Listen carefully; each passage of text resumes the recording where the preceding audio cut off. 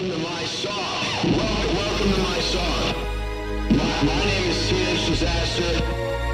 I will go down your house and I will cut your fucking head off. Superhero killer.